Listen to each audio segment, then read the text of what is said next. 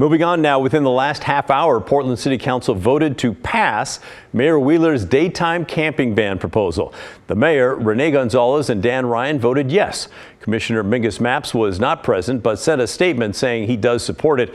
Commissioner Carmen Rubio was the only one to vote no. Here are a few of the key points to the ban. It bans camping in public areas from 8 a.m. until 8 p.m. It also creates a complete ban on all camping on public property, 24 hours a day, 7 days a week. That includes parks, near schools and daycares, and in high crash corridors. Homeless people can be warned to move their tents once a day, and if they're warned twice and still refuse to move, then on the third time they can be fined up to $100 and also face up to 30 days in jail. It's worth noting that punishing homeless people is not the goal here. According to the mayor's office, it's to get tents out of public areas. In fact, Commissioner Rene Gonzalez told our team this week that he does not think the jail option will be utilized all that often.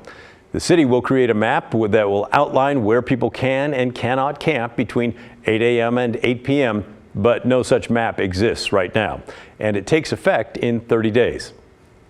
So now let's head out live to Catherine Cook outside of City Hall. Catherine, you've been in the council chambers as each commissioner voted. They each gave a short speech. What kinds of things did you hear them say? Well, Pat, it wasn't even as much what kind of things they said, it was how they said it. Each commissioner and the mayor were very confident in how they voted. There was no wishy-washiness. They had their minds made up about this. I want to read you a short statement from Commissioner Dan Ryan that was indicative of what his colleague said, who also voted yes. He said, "The first step to recovery is to admit we have a problem. The mayor's proposal demonstrates an honest, balanced, and thoughtful approach to managing public spaces. Portland's best days are ahead of us with hope for recovery." And again, he voted yes. The holdout here, Pat, was Commissioner Carmen Rubio. She was the sole no on this vote, and her reasons she also mapped out very clearly. She said to move the policy forward before it's ready doesn't make sense. She said it feels like a unilateral action by the city, not a partnership. And her reasons behind that really stem on the thought that shelters and logistical services are not ready for this kind of an action, for this kind of a camping ban. Interesting, Catherine, and it certainly is a significant shift from where the city has been for maybe the last 5 years or so. And we also saw last week at the beginning of this, when they were starting to take testimony from the public, that there were some really disruptive protesters there. Was there anything like that tonight?